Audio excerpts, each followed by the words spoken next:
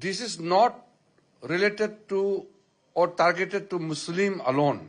There are some campaign going on to set a narrative that the central government is working against Muslim community. No.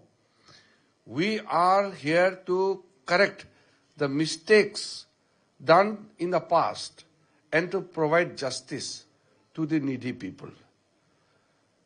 Let me also remind that it is not only other communities, not only Christian communities, but crores and crores of Muslim women, the poor Muslims, the destitutes, they are also deprived of the benefits which they should have got from the Waqf properties.